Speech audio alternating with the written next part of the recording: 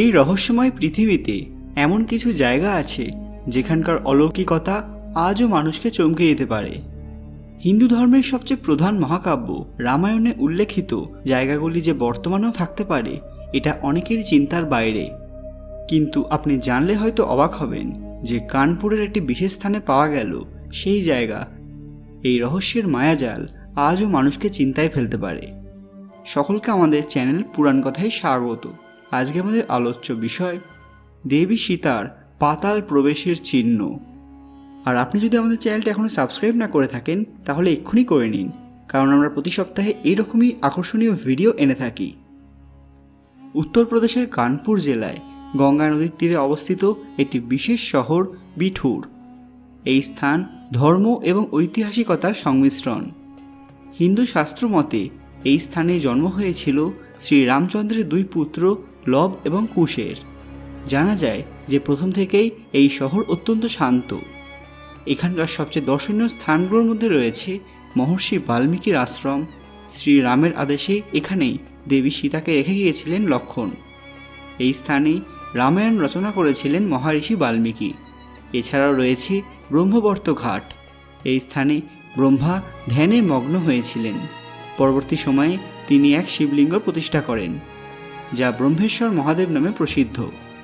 মান্যতা রয়েছে যে সৃষ্টিকর্তা ব্রহ্মা এই স্থানে বসেই সংসারের রচনা করেছিলেন। এই জায়গা ব্রহ্মা খুঁটি নামে প্রসিদ্ধ। শাস্ত্র অনুসারে এই স্থানে বালক ধ্রুব ভগবান বিষ্ণুর তপস্যা করেছিলেন। মন্দিরের পূজারী বলেন যে ত্রেতা যুগে দেবী সীতা এই স্থানে এসেছিলেন। এখানে লবকুশের জন্ম হয়। তারা এখানে শিক্ষালাভ করেছিলেন। এছাড়াও এখানে রয়েছে এক প্রাচীন রান্নাঘর। ভক্তদের মতে এখানেই রান্না করতেন দেবী সীতা। আপনারা জানলে হয়তো অবাক হবেন যে সেই সময় রান্নায় ব্যবহৃত বেশ কিছু সরঞ্জাম আজও দেখতে পাওয়া যায়। এমনকি এখানে এক এমন কুয়ো রয়েছে যা রামায়ণকালের। এর জল আজ পর্যন্ত শুকিয়ে যায়নি। লবকুশ যে গাছের তলায় ধনুর্বিদ্যা শিক্ষালাভ করতেন আজও সেই গাছ দেখতে পাওয়া যায়। শ্রীরাম যখন অশ্বমেধ যজ্ঞ করিয়েছিলেন তখন কোনো রাজা তার ঘোড়াকে আটকাতে সক্ষম হননি, কিন্তু এই অসম্ভবকে সম্ভব করেন তারই দুই পুত্র লব এবং কুশ। এরপর হনুমান সেই ঘোড়াকে নিতে আসলে তার সাথে লবকুশের যুদ্ধ হয়। তাকে পরাজিত করে একটি গাছের সঙ্গে বেঁধে ফেলে লবকুশ। সেই গাছ আজও রয়েছে।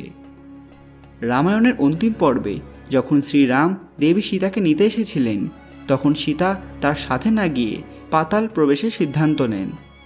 আর আমরা সবাই জানি যে পাতাল থেকেই তাকে কুড়িয়ে পেয়েছিলেন রাজা জনক।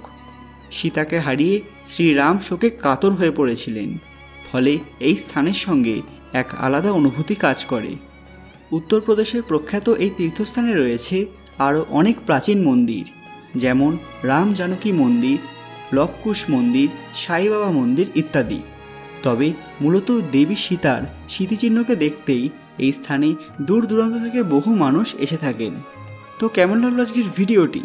ভালো লাগলে লাইক এবং অবশ্যই সবার সাথে শেয়ার করতে ভুলবেন না। পরবর্তী ভিডিওতে আপনারা কোন অলৌকিক জায়গা সম্পর্কে জানতে চান সেটা অবশ্যই কমেন্টে জানান। আরও এরকম অজানা তথ্য পেতে পুরাণ কথা অফিসিয়াল চ্যানেলটি মনে করে সাবস্ক্রাইব করে রাখুন। দেখা হচ্ছে পরবর্তী ভিডিওতে। ধন্যবাদ।